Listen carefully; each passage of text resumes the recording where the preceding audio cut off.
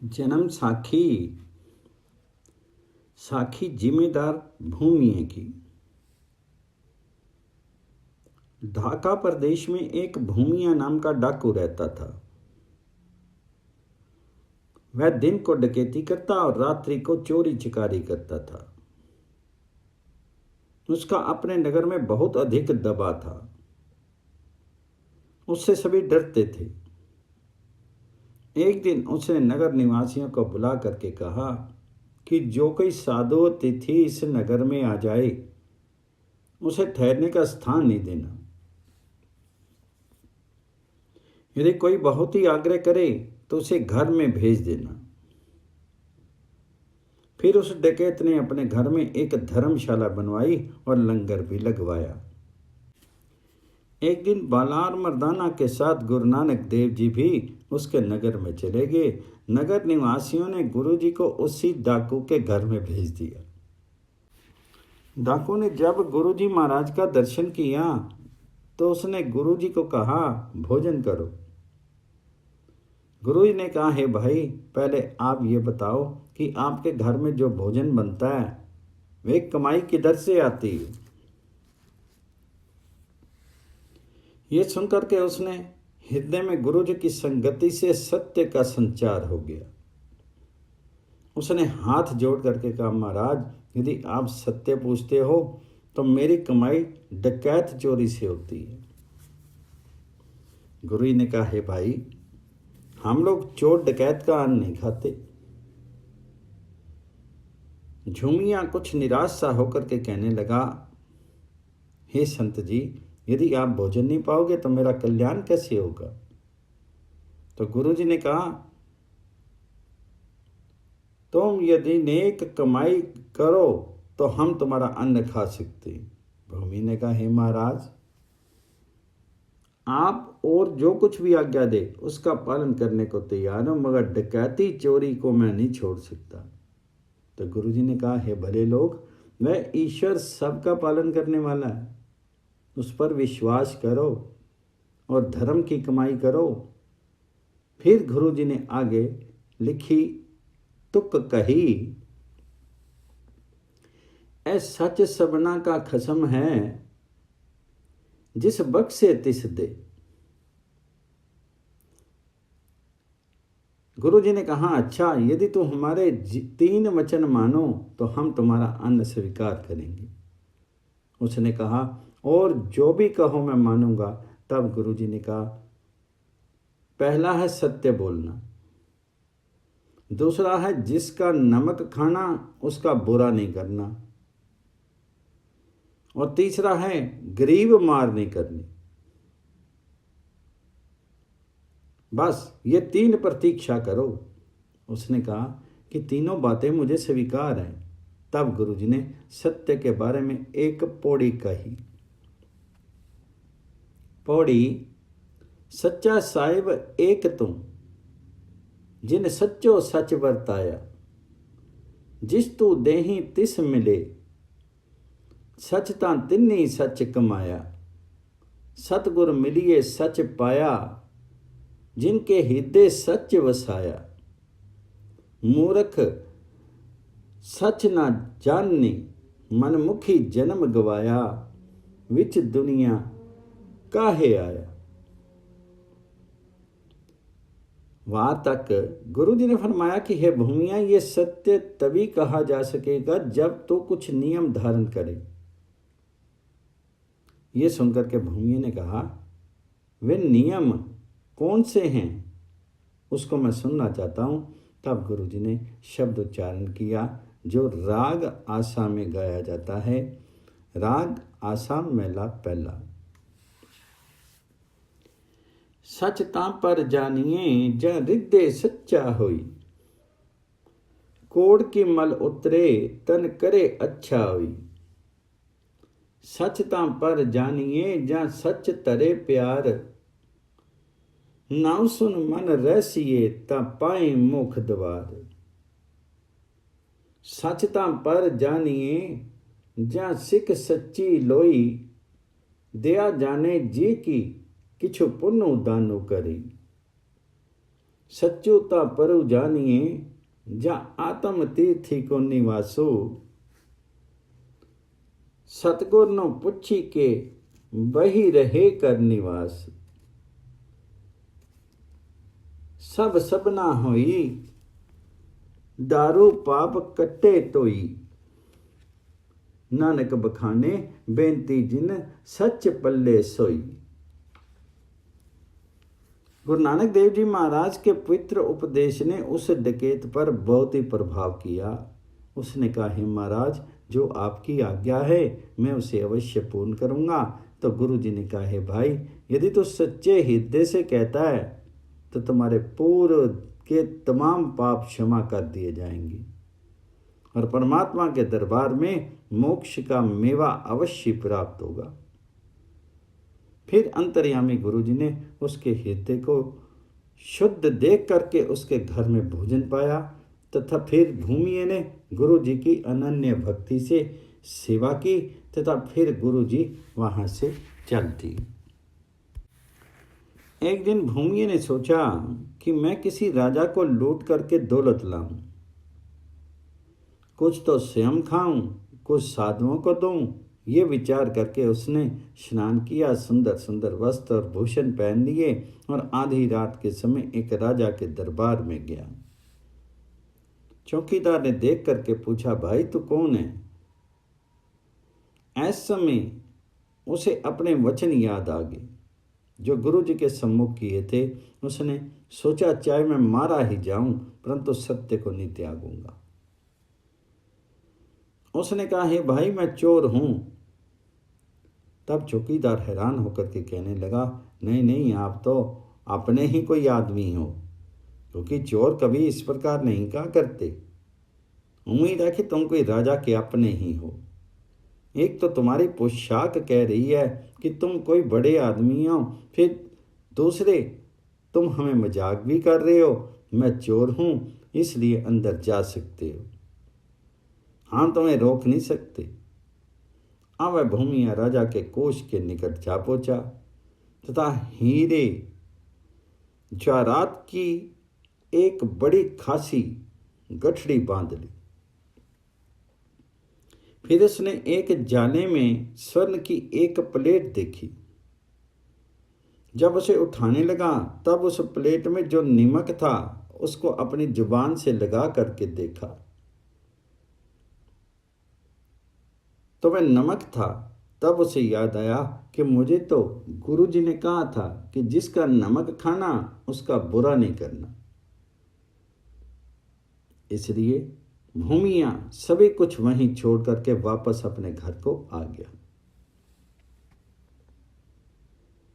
प्रातः शोर होने लगा कि राजा का कोष लूटा गया। जब राजा ने जाकर के देखा तो एक गठड़ी बंधी पड़ी है और किसी वस्तु का नुकसान नहीं हुआ है। अब राजा को चंबा हुआ कि चोर आया और किसी वस्तु का नुकसान नहीं हुआ, ये क्या बात है? फिर राजा ने चौकीदारों को बुला करके पूछा, ये क्या बात है, तुम बताओ, क्या हमारे महलों में कोई आया था? तब चौकीदार ने कहा, हे महाराज धीराज, रात के समय एक बहुत बड़ा अमीर आदमी आया था। जब हमने पूछा कि तुम कौन हो तो उसने कहा, मैं चोर हूं। हमने उसकी चाल ढाल और पोशाक देख कर कोई आपका आदमी जान करके उसे भीतर जाने से नहीं रोका। उसके अतिरिक्त और तो हमने कोई भी नहीं देखा। ये सुनकर के राजा ने कहा, अच्छा तुम उसकी भाल करो। चौकीदार व पुलिस ने उसकी बहुत भाल की परंतु कहीं भी उस चोर का पता नहीं चला। फिर राजा ने हुक्म दिया कि नगर में ढंढोरा फेरो कि जो आदमी मेरे घर में आकर के गठड़ी बांध कर तथा बगैर कुछ लिए चला गया है वह यदि मेरे सामने आ जाए तो मैं उसे अपनी सारी रियासत दे दूंगा। यही ढंढोरा 3 दिन तक पिटता रहा परंतु चोर का कहीं सुराग नहीं मिला। फिर राजा ने कहा, अच्छा जो कोई निकम्मा आदमी मिले उसे पकड़ करके खूब पीटो। बस फिर क्या था, अनेकों गरीबों को पुलिस मार पीट करने लगी। यह खबर तमाम नगर में फैल गई। अब उस भूमिया को अपना प्रण याद आ गया कि गरीब मार नहीं करनी चाहिए। भूमिया ने सोचा कि मेरे ही कारण गरीबों को पीटा जा रहा है। अब मैं राजा के सम्मुख जाकर के कहूंगा कि इन गरीबों को मत मारो, चोर तुम्हारा मैं हूं। ये सोच करके भूमिया राजा के दरबार में हाजिर हो गया तथा कहने लगा कि मैं आपका चोर हूं, गरीबों को मारना बंद करो। अब राजा ने उससे पूछा कि तुमने मेरे कोष से कुछ भी हासिल नहीं किया। तब उसने कहा कि हे राजन, मुझे पहुंचे हुए सच्चे गुरु मिल गए थे। मैंने जो उनकी आज्ञा थी उसी का पालन किया है। ये कहकर के भूमि ने समस्त बीती बात सुना दी। राजा के मन में गुरु नानक देव के दर्शनों की तीव्र इच्छा हो आई। राजा ने कहा, उस तेरे गुरु की क्या निशानी है? तो भूमि ने कहा, हे राजन, मेरे गुरुदेव रदते संत हैं, उनका मिलना पूर्ण भाग्य से ही हो सकता है। फिर उसने सतगुरु जी के मिलाप का सभी वृत्तांत विस्तृत रूप से सुना दिया। अब राजा ने कहा कि हे भाई, तुम मेरे वजीरों के सरताज बनो और मुझे अपना शिष्य बना लो। भूमि ने कहा, हे राजन, अभी तो मैं स्वयं शिष्य के रूप में हूं। आपको शिष्य किस प्रकार कर सकता हूं? हाँ, तुम गुरु नानक देव जी के नाम पर एक धर्मशाला बनवाओ तथा नेक कमाई करो, न्याय करो, बांट करके खाओ, दीन दुखियों की सेवा करो तथा उस परमेश्वर का नाम स्मरण करो और सभी में उसको व्यापक जानो। इससे गुरु नानक देव तुमको स्वयं दर्शन देंगे, क्योंकि मेरे गुरुदेव घट घट की जानने वाले हैं। जो उनको स्मरण करता है तो वह उसको अवश्य दर्शन देते। तब राजा ने भूमाई को अपना प्रधानमंत्री नियत किया तथा जो उसी पर आचरण आरंभ कर दिया। राजा अपनी रानी के सहित नित्य प्रति कीर्तन में मग्न रहने लगा तथा ईश्वर भक्ति की गंगा बहने लगी। एक दिन राजा ने तमाम साधु संगत को हाथ जोड़ करके कहा, हे प्यारी संगत, आप सभी श्री गुरु नानक देव जी के दरबार में मेरी ओर से सच्चे हृदय के साथ प्रार्थना करें कि वह सतगुरु जी अपनी अपार कृपा से एक पुत्र बख्शें। मेरा सदन संतान दीपक के बगैर अंधेरा है। जब सब ने मिलकर के अरदास की तो पीछे कड़ा प्रसाद बांटा गया तथा गुरु नानक देव जी महाराज की जय ध्वनि की पश्चात सभी लोग अपने अपने घरों को गए। ठीक 10 मास के पश्चात उस राजा के गृह में कन्या हुई। राजा ने विचार किया कि सत्संग में तो पुत्र की अरदास की थी, मैं इस कन्या को पुत्र ही मानूंगा। उसी के अनुसार कन्या जन्म में पुत्र जन्म के तुल्य ही समारोह किया गया और कन्या लालन पालन पुत्र समान ही होने लगा। अब वह समय आ गया जब कन्या युवा होगी। रानी ने कहा कि इस कन्या के लिए किसी सुयोग्य वर की भाल करनी चाहिए। राजा ने उत्तर दिया, अमुक राजे की कन्या है, मैं इस अपने पुत्र को उसी के साथ ही विवाह दूंगा। रानी ने कहा, स्वामीन, आप ये क्या कहते हैं? आज तक कन्या का विवाह कन्या से नहीं हुआ, आपका ये विचार सदोष है। राजा ने कहा कि हे प्रिय, तुमको ये कन्या दृष्टिगोचर हो रही है, परंतु मुझे तो ये पुत्र नजर आ रहा है। ये सुनकर के रानी मौन हो गई। एक दिन राजा ने अपने कुल के पुरोहित को बुला करके कहा कि हे पंडित जी, आप मेरे पुत्र के लिए कोई योग्य कन्या की भाल करो। पुरोहित ने कहा, हे राजन, मुझसे ये पाप नहीं हो सकता कि मैं लड़की के लिए एक लड़की की भाल में जाऊं। हे राजन, तुम जहां अपनी लड़की को नरक गामनी करते हो, वहां किसी दूसरे की कन्या को भी नष्ट करने पर उतरे हुए हो। राजा ने कहा, हे पुरोहित जी, तुमको यदि कन्या नजर आ रही है, परंतु मुझे तो ये पुत्र दृष्टिगोचर हो रहा है।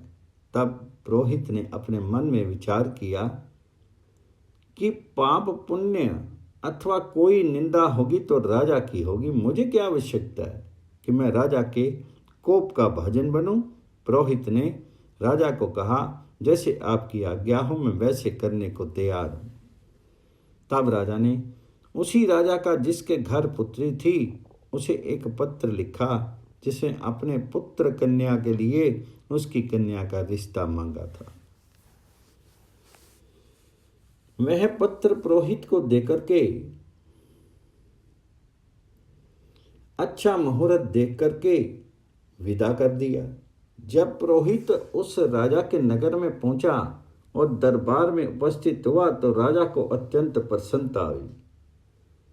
तब उस राजा ने अपने पुरोहित को बुलाकर तथा लगन सुधा करके साहेब पत्रिका लिखवाई और ब्राह्मण के हाथ भेज दी। साहेब पत्रिका प्राप्त करके इधर का राजा अपने पुत्र के विवाह का सामान तैयार करने लगा। अंतोतगत्वा बारात सजने लगी। लड़की को जो लड़का समझता था उस लड़की को स्नान आदि करवा करके दूल्हे की भांति सजाया गया। तब बाराती लोगों में इस रहस्य का भंडा फूटा तो वे सभी साथ जाने से पीछे हट गए।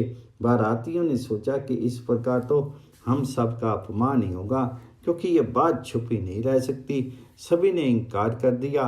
राजा ने ना जाने का कारण पूछा। तब उन लोगों ने कहा, हे राजन, लड़की का विवाह कभी लड़की से नहीं हुआ। तुम तो ये असंभव बात को कर रहे हो। राजा ने कहा, तुमको मेरा पुत्र लड़की नजर आ रहा है, परंतु मेरे लिए तो वह पुत्र है। तुम नहीं चलते तो तुम्हारी इच्छा, मैं अकेला ही जा करके अपना पुत्र विवाह लाऊंगा। जब राजा चलने लगा तब कुछ बाराती भी ये तमाशा देखने के लिए साथ हो ली। बारात जा रही थी। राजा की लड़की जो दूल्हा सी बनी हुई थी उसने एक हरण देखा। तब पिता की आज्ञा लेकर के उसने हरण के पीछे घोड़ा छोड़ दिया। वह हरण उसे एक महान भयानक वन में ले गया तथा वन में वह हरण छुप गया। इसने हरण को चार दीवारी में जाते देखा था। तब अपना घोड़ा भी उसके अंदर दाखिल कर दिया। अंदर जाकर देखा तो एक संत बैठा है और संत के इर्द गिर्द ही लोग बैठे हैं। कीर्तन हो रहा है तथा कड़ा प्रसाद बांटा जा रहा है। इसने नमस्कार किया। तब संत ने कहा, हे गुरु के शिष्य, तुम आगे आ जाओ, परमात्मा तुम्हारा भला करेगा। इतना कहने की देर थी, बस उस राजकन्या के शीर में सभी अंग पुरुषों जैसे हो गए तथा स्त्री चिन्ह तमाम लोप हो गए, अर्थात वह राजकन्या राजकुमार हो गया।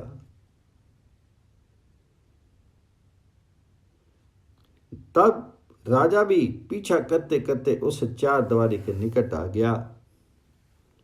जब अपना घोड़ा बाहर देखा तो राजा भी भीतर गया। वहां उसे गुरु जी के दर्शन हुए और संगत कीर्तन करती देखी। तब राजकुमार ने कहा, हे पिताजी, ये सतगुरु संसार के स्वामी श्री गुरु नानक देव जी महाराज हैं। तब राजा ने साष्टांग दंडवत प्रणाम किया।